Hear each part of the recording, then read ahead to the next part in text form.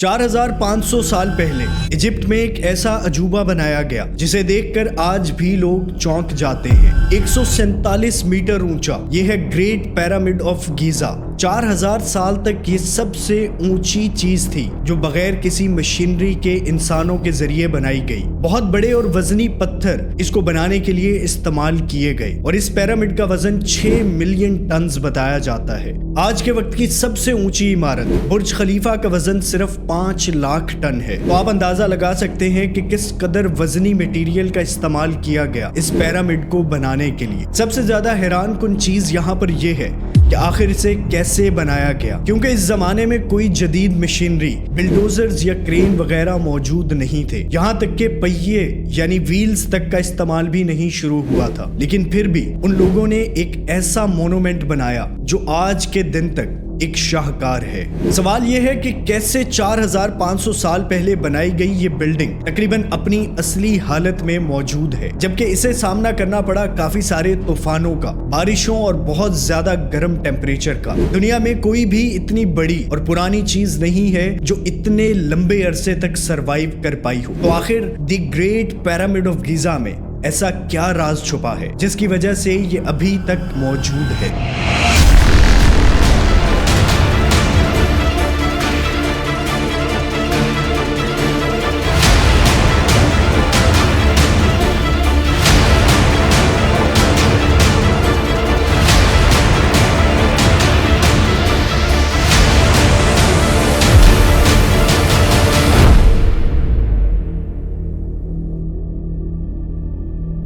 तारीख में हम जितना पीछे जाते रहते हैं इतना ही हमारे लिए मुश्किल हो जाता है ये पता लगाना कि एग्जैक्टली हुआ क्या था, कैसे हुआ था और कब हुआ था। तो अंदाजा ये लगाया जाता है कि ग्रेट पिरामिड ऑफ गीजा को 2560 बीसी में बनाया था फेरो खोफू ने। एंशिएंट इजिप्ट के जितने भी किंग्स थे इनको फेरो या फिरौन कह के बुलाया जाता है। स्पेसिफिकली अगर बात की जाए खोफू की, जिसके दौर में ये पिरामिड बना, तो इसके बारे में ज्यादा इंफॉर्मेशन हमें नहीं मिलती। बस इतना मालूम है कि ओल्ड किंगडम ऑफ इजिप्ट की चौथी सल्तनत के दूसरे फेरो थे। यहाँ तक कि ये भी ठीक तरीके से मालूम नहीं कि खुफू का दौरे हुकूमत कितना था। इस पर हिस्टोरियंस ने अलग अलग अंदाजे लगाए। किसी के मुताबिक 23 साल, कोई कहता है 34 और कुछ ने 60 साल से ज्यादा अरसा भी बताया है। ये पिरामिड दरियाए नील के मगरबी किनारे पर वाक़या है और यहाँ पर एक इकलौता पिरामिड नहीं है, बल्कि इस जैसे नजर आने वाले 2 और पिरामिड्स मौजूद हैं जो इसी जगह पर बनाए गए। लेकिन इन तीनों में सबसे ऊंचा है the great pyramid of Giza,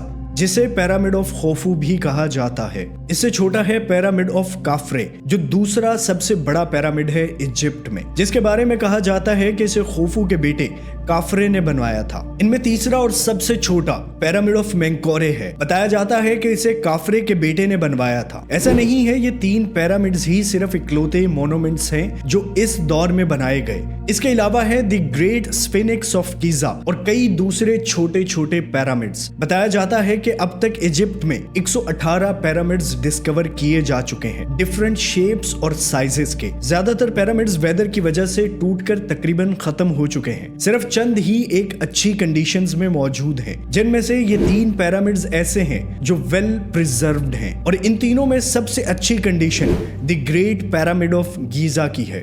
अब सवाल यह है कि इन्हें बनाने के पीछे मकसद क्या था। वजह वही है जो कई दूसरे मॉन्यूमेंट्स बनाने की थी, यानी इन्हें मकबरे के तौर पर बनाया गया था। जो फेरोज थे उनको यहाँ पे दफनाया गया इन पिरामिड्स के अंदर। बात यह है कि एंशिएंट इजिप्शियंस आफ्टर लाइफ यानी मरने के बाद की जिंदगी पर यकीन रखते थे। उनका मानना था कि मरने के बाद रूह दूसरी दुनिया में जाती है जहाँ उसका हिसाब होता है, और जिन लोगों ने अच्छा किया है वो आफ्टर लाइफ में हमेशा के लिए जिंदा रहते हैं। इस आफ्टर लाइफ के लिए वो प्रिपेयर करते थे। जब उनके ये फेरोज जिंदा थे तो वो अपने लिए बड़े बड़े टॉम्स बनवाते और अपने साथ खाने, सोना, जेवरात, फर्नीचर और कपड़े भी पिरामिड्स में दफन करवाते ताकि वो आफ्टर लाइफ में काम आए। इनके मरने के बाद इनकी बॉडीज को ममीफाई किया जाता और वुडन या स्टोन कॉफिन्स में यानी ताबूत में दफना कर रख दिया जाता। अब यहाँ एक और सवाल जहन में आता है कि हमें कैसे पता चला कि पिरामिड्स को इन्हीं चीजों के लिए इस्तेमाल किया जाता था। इसकी 2 बड़ी वजूहात हैं। पहली ये कि इस जैसे दूसरे पुराने पिरामिड्स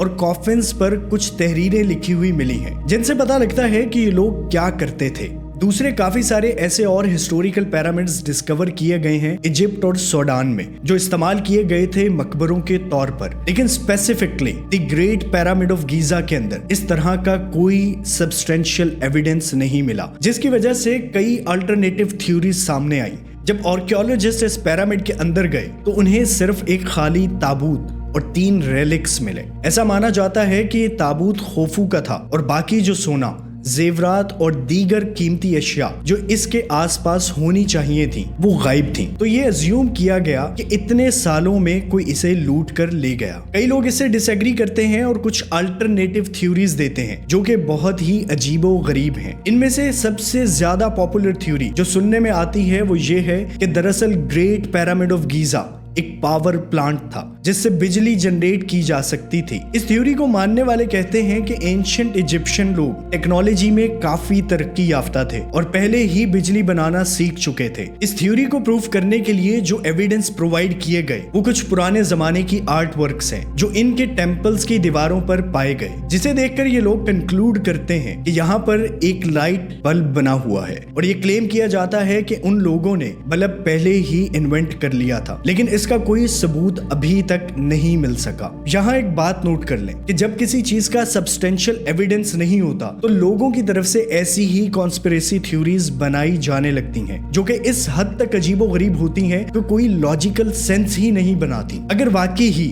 उस दौर में लाइट एग्जिस्ट करती थी तो आज तक इसका कोई एविडेंस क्यों नहीं मिला। बेसिकली ये आर्ट वर्क इजिप्शियन मेथोलॉजी यानी देवमालाई कहानियों को दिखाता है। इसका टेक्नोलॉजी से कोई लेना देना नहीं है। इस तरह की एक और थ्योरी जो बहुत पॉपुलर है कि ये पिरामिड एक्चुअली ग्रेनरी यानी अनाज स्टोर करने के लिए एक बड़ा सा गोदाम था। ये थ्योरी 1998 में अमेरिकन पॉलिटिशियन बेन कार्सन ने प्रपोज की। इनके अकॉर्डिंग ये इनकी पर्सनल थ्योरी है कि इन पिरामिड्स को एक्चुअली में जोसेफ यानी पैगंबर यूसुफ ने बनाया था।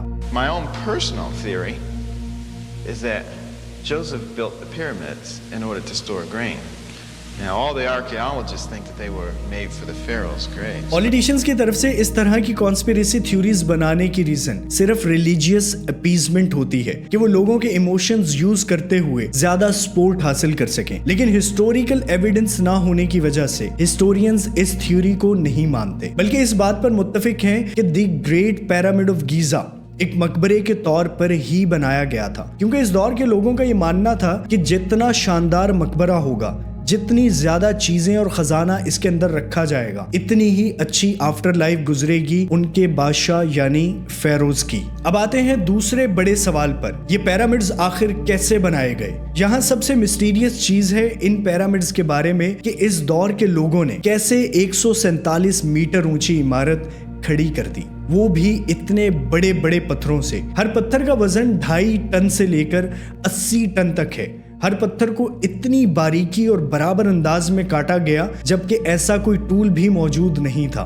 सिर्फ यही नहीं बल्कि फिर इन पत्थरों को एक दूसरे के ऊपर कैसे रखा गया जबकि लोग पहियों का इस्तेमाल भी नहीं करते थे। कोई जदीद टेक्नोलॉजी ना होने के बावजूद भी इस पिरामिड को बनाने के लिए लगे सिर्फ 20 साल। तो यहाँ पर काफी सारी थ्योरीज बताई जाती हैं, लेकिन इन पर बात करने से पहले डिस्कस करते हैं एक मिसकंसेप्शन। क्या बड़े बड़े इन पिरामिड्स को गुलामों पे जुल्म करके जबरदस्ती बनवाया गया था? अक्सर फिल्मों में दिखाया जाता है कि इन पिरामिड्स को बनाते वक्त स्लेव लेबर का इस्तेमाल किया गया था, जो बहुत ही गरीब थे और मजबूरी में काम करते थे और काम ना करने पर उनको कोड़ों से मारा जाता था। ये थ्योरी सबसे पहले सजेस्ट की गई थी 5th सेंचुरी के एक ग्रीक हिस्टोरियन हेरोडोटस की तरफ से, और अभी तक काफी लोग यही समझते हैं कि ऐसे ही स्लेव्स ने इन पिरामिड्स को बनाया है, लेकिन हकीकत में ऐसा बिल्कुल भी नहीं है। इस पिरामिड को बनाने के लिए काम करने वाले लोग हाईली स्किल्ड लेबर्स थे। इनको भूखा प्यासा रखकर मारा पीटा नहीं जाता था, बल्कि इन्हें स्पेशल ट्रीटमेंट दिया जाता था। इतने अच्छे से खाना खिलाया जाता था इस लेबर को कि उस वक्त के एवरेज इजिप्शियन सिटीजन से ज्यादा सेहतमंद और वेल फेड लोग थे ये। इसके अलावा किसान फार्मिंग के ऑफ सीजन में यहाँ आके काम करते थे। ये एक तरह का नेशनल प्रोजेक्ट था जो उनके किंग के लिए बनाया जा रहा था। रिसर्च के मुताबिक तकरीबन 20,000 से 30,000 वर्कर्स ने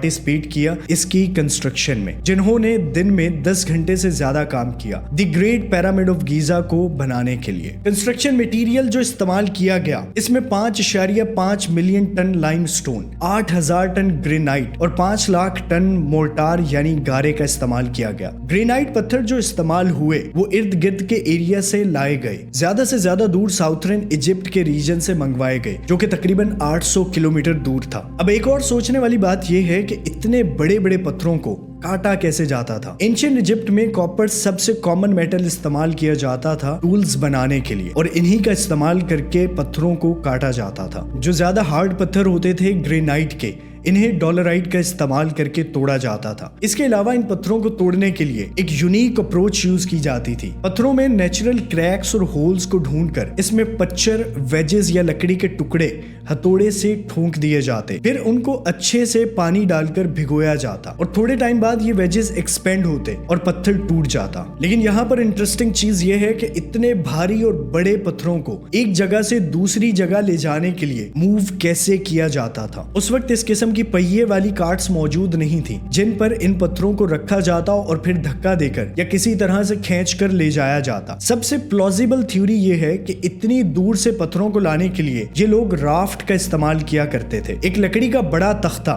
जिसके ऊपर पत्थर रखा जाता, वो दरिया या नदी के ऊपर तैरता हुआ यहाँ तक पहुंचता और जब पत्थर पिरामिड के करीब पहुंच जाते तो उन्हें ऊपर चढ़ाने के लिए स्लेजेस का इस्तेमाल किया जाता था गीली मिट्टी पर। इसके पीछे भी एक बहुत इंटरेस्टिंग थ्योरी है जो रिसेंटली 2014 में सामने आई। आर्कियोलॉजिस्ट को एक पेंटिंग मिली जो कि पाई गई जेहूती होतब के टॉम्ब से। ये टॉम्ब 1900 BC में बनाया गया था। इस पेंटिंग को अगर देखा जाए तो तकरीबन 170 मजदूर एक बहुत ही बड़े भारी मुजस्मे को रस्सियों से खींचते नजर आते हैं जो कि लकड़ी के एक स्लज पर रखा हुआ है। और अगर थोड़ा और गौर किया जाए तो नजर आता है एक आदमी जो स्टैचू के आगे खड़ा रेत पर पानी गिरा रहा है। शुरू में आर्कियोलॉजिस्ट को लगा कि शायद ये स्टैचू के आगे पानी गिराना कोई रिचुअल होगी, लेकिन फिजिसिस्ट डेनियल बॉन और इनकी टीम ने टेस्ट किया तो एक अमेजिंग फैक्ट सामने आया कि रेत में अगर मखसूस मिकदार में पानी मौजूद हो तो फ्रैक्शन कम हो जाती है और इस तरह से भारी चीजों को घसीटना आसान हो जाता है। इस रेशो के हिसाब से सैंड में तकरीबन 2 से 5% पानी का मौजूद होना जरूरी है फ्रैक्शन कम करने के लिए। यहाँ तक तो हो गया कि बड़े पत्थरों को एक जगह से दूसरी जगह पर किस तरह से मूव किया गया, लेकिन इन्हें एक दूसरे के ऊपर कैसे रखा जाता था और इतनी हाइट पर बगैर मशीनों के कैसे ले जाया जाता होगा। आमतौर पर इनको उठाने के लिए पुली सिस्टम का इस्तेमाल किया जा सकता है, लेकिन उस वक्त 4th डायनेस्टी के दौर में व्हील एग्जिस्ट नहीं करता था, तो यहाँ पर बहुत ही यूनिक रैंप सिस्टम बनाया गया। साल 2015 में फ्रेंच और इंग्लिश आर्कियोलॉजिस्ट की टीम ने एक डिस्कवरी की। उन्होंने 4500 साल पुराना एक वुडन रैंप डिस्कवर किया। तो स्कॉलर्स ने कहा कि कुछ इस तरीके का रैंप ही इस्तेमाल किया गया होगा उस टाइम पर। ये एक स्ट्रेट स्लोप था ग्राउंड से लेकर टॉप तक पत्थरों को पहुंचाने के लिए, लेकिन पत्थरों को धक्का मारकर नहीं बल्कि खींच कर ऊपर ले जाया गया। इसके लिए उन्होंने लकड़ी के डंडे स्लोप के ऊपर इर्द गिर्द लगाए, फिर इन डंडों के गिर्द रस्सियों को लपेटकर पत्थरों को ऊपर खींचा। ये थ्योरी 2014 में फिजिसिस्ट जोसेफ वेस्ट ने सजेस्ट की, जिसके अकॉर्डिंग पिरामिड का एक लेवल कंप्लीट करने के बाद उन लोगों ने एक नया स्लोप बनाया होगा ताकि पत्थरों को मजीद ऊपर लेकर जाया जा सके और स्लोप का एंगल बहुत ज्यादा ना हो। इसके लिए इसको बहुत पीछे तक लेकर गए, यानी जैसे ही एक लेवल कंप्लीट हुआ तो पीछे से एक और नया स्लोप बनाया गया ताकि पत्थरों को और ऊपर लेकर जाया जा सके। इसके अलावा एक दूसरी थ्योरी है कि पत्थरों को एक दूसरे के ऊपर रखने के लिए उन्होंने लीवर सिस्टम का इस्तेमाल किया होगा। इसमें बेसिकली होता यह है कि ग्राउंड पर एक मिडिल पॉइंट लिया जाता है और इस जगह को ऊंचा करने के लिए वहां पर कोई पिलर या इस तरह का कुछ बनाया जाता है, फिर डंडे को उसके ऊपर रखकर इसकी दूसरी साइड पर कुछ वजन डाला और उसको घुमाकर ऊपर रख दिया। स्कॉलर्स का कहना है कि ऐसा सिमिलर सिस्टम इजिप्ट में हजारों सालों से एग्जिस्ट करता था, जिसको नाम दिया गया था शेडोफ का। ये लोग अपने खेतों को पानी देने के लिए इस मैकेनिज्म का इस्तेमाल करते हुए नाइल रिवर से पानी निकालते थे। यहाँ तक तो सारी चीजें समझ में आती हैं, लेकिन प्रॉब्लम सिर्फ कंस्ट्रक्शन टाइम में है। ये कहा जाता है कि इन पिरामिड्स को 20 सालों के अंदर कंप्लीट किया गया और बनाने वाले 20 से 30 हजार मजदूर थे, जिन्होंने तकरीबन 2.3 मिलियन स्टोन्स यूज किए पिरामिड ऑफ गीजा को बनाने के लिए। जिसका मतलब है कि अगर 24 घंटे काम किया जाए तो एक दिन में तकरीबन 300 पत्थर रखे जाएंगे, जो कि नामुमकिन लगता है क्योंकि हर पत्थर का वजन वजन 15 टन से 80 टन के पास था और जो टेक्नोलॉजी उस वक्त यूज की जा रही थी उससे इतना तेज काम नहीं किया जा सकता। यही रीजन है कि आज के दिन तक ये एक बड़ी मिस्ट्री है। हम ये जरूर जानते हैं कि शुरू के कुछ पिरामिड्स की लेयर्स बगैर किसी मोर्टर यानी गारे के बनाई गई थी, लेकिन ऊपर की लेयर्स में गारे का इस्तेमाल किया गया था, जिसकी वजह से स्ट्रक्चर की स्टेबिलिटी बढ़ती है। और यही रीजन है कि ये पिरामिड्स इतने तूफानों और जल्जलों के बाद भी हजारों सालों से आज तक खड़ा है। एक और इंटरेस्टिंग मिस्ट्री यहाँ पर यह है कि इस पिरामिड में जो मोर्टर इस्तेमाल किया गया, इस गारे को बनाने के लिए कौन कौन से इंग्रेडिएंट्स किस किस तरह इस्तेमाल हुए, साइंटिस्ट भी ठीक तरीके से नहीं जानते। सिर्फ एक अंदाजा लगाया जाता है कि जिप्सम या लाइमस्टोन यूज किया गया, मगर इस तरह का सिमिलर पेस्ट अभी तक तैयार नहीं किया जा सका। फाइनली कंस्ट्रक्शन की आखिरी स्टेज में पिरामिड के बाहर लाइमस्टोन की एक लेयर चढ़ाई गई, जो शायद इसे वेदर कंडीशनिंग से बचाने के लिए लगाया गया था। लेकिन हजारों सालों के बाद खोफू और मेंकारे के पिरामिड्स की ये आउटर लेयर्स खत्म हो चुकी हैं, मगर खाफरे के पिरामिड्स में ऊपर के हिस्से पर थोड़ी सी लेयर अभी भी मौजूद है। इन पिरामिड्स का डिजाइन बहुत फैसिनेटिंग है। सबको इस तरीके से डिजाइन किया गया है कि इनकी चारों sides north, east, south, west direction में परफेक्टली अलाइंड है। यहाँ एक बहुत ही छोटा सा एरर है 1/15 ऑफ 1 डिग्री का, जो कि ना होने के बराबर है, जिसका मतलब है कि बहुत ज्यादा एक्यूरेसी के साथ चारों डायरेक्शंस सेट की गई हैं। सवाल यहाँ पर यह आता है कि ये कैसे हो सकता है, जबकि उस वक्त उनके पास कोई कॉम्पास, जीपीएस या कोई मॉडर्न टेक्नोलॉजी मौजूद नहीं थी। तो कैसे इजिप्शियंस ने इतना high level of precision achieve किया? रिसर्चर्स ने यहाँ पर कुछ थ्योरेटिकल एक्सप्लेनेशंस दी हैं। एक पॉपुलर थ्योरी ये है कि उन्होंने ऑटम इक्विनॉक्स का इस्तेमाल किया। ये वो वक्त होता है जब जमीन इस तरह से टिल्ट करती है कि दिन और रात बराबर होते हैं और जमीन पर पड़ने वाला शेडो यानी साया ईस्ट और वेस्ट डायरेक्शन में बिल्कुल स्ट्रेट लाइन ड्रॉ करता है। इजिप्शियंस की कैलकुलेशंस में जो एरर था, वही सेम एरर ऑटम इक्विनॉक्स के दौरान पड़ने वाले शेडो में भी मौजूद होता है। इससे ये लगता है कि उन्होंने इस तरीके का इस्तेमाल किया होगा। एक दूसरी थ्योरी बताई जाती है कॉन्स्टलेशंस की, यानी आसमान के जो सितारे हैं उनकी डायरेक्शंस को देखकर इजिप्शियंस ने इन डिजाइन्स को अलाइन किया। 1989 में रॉबर्ट बॉल, एक इजिप्टोलॉजी इंथुजियास्ट और ऑर्थर ने अपनी एक ओरियन कोरिलेशन थ्योरी बनाई। इनका कहना था कि तीनों पिरामिड्स आसमान में मौजूद ओरियन बेल्ट के 3 सितारों की बिल्कुल सीध में बनाए गए हैं। उन्होंने ये क्लेम किया कि ये अलाइनमेंट इंटेंशनल थी और एंशिएंट इजिप्शियंस एस्ट्रोनॉमी के बारे में जानते थे। वो सितारों को ट्रैक करते और इन्हें स्टडी करते थे। हिस्टोरियंस इसको एक फ्रिंज थ्योरी मानते हैं, यानी एक ऐसा नजरिया जिसके एविडेंस कम होने की वजह से एक्सपर्ट्स इसको एक्सेप्ट ना करते हों। कुछ पॉइंट्स जो इस थ्योरी के अगेंस्ट दिए जाते हैं कि तीनों पिरामिड्स एक ही वक्त में ना तो प्लान किए गए और ना ही एक साथ बनाए गए। 1989 में एस्ट्रोनॉमर्स ने इस थ्योरी को टेस्ट आउट करने के लिए ओरियन बेल्ट के इन स्टार्स की पोजीशंस को चेक किया, तो पता चला कि ये पिरामिड्स एग्जैक्टली इन तीनों स्टार्स से अलाइन नहीं करते। ये एक बेस्ट एग्जांपल है कि इंसान के पास जब किसी चीज का कॉन्क्रीट एविडेंस मौजूद नहीं होता तो वो तरह तरह के अंदाजे लगाने लगते हैं। ऐसी चीजों को लेकर इंसान हमेशा पैटर्न्स तलाश करने की कोशिश करता है, चाहे वो हकीकत में मौजूद हो या ना हो, और जैसे ही हमें कोई मामूली ताल्लुक नजर आता है तो हम उसे हकीकत मान लेते हैं। इतनी सारी थ्योरीज के होते हुए हजारों साल बाद भी the great pyramid of Giza की कंस्ट्रक्शन एक मिस्ट्री है। तो आपको क्या लगता है कि एंशिएंट इजिप्ट के लोगों ने इतना बड़ा और वजनी पिरामिड कैसे बनाया होगा, और इनमें से कौन सी थ्योरी आपको ज्यादा एक्यूरेट लगती है? नीचे कमेंट्स में जरूर बताइएगा। अगर आपको ये वीडियो इंफॉर्मेटिव लगी हो तो मैंने ऐसी ही काफी सारी इंटरेस्टिंग वीडियोस बनाई हैं। मेरे चैनल पर मौजूद प्लेलिस्ट में जाकर आप देख सकते हैं। चैनल को सब्सक्राइब कीजिए और अपना ख्याल रखिए। अल्लाह हाफिज।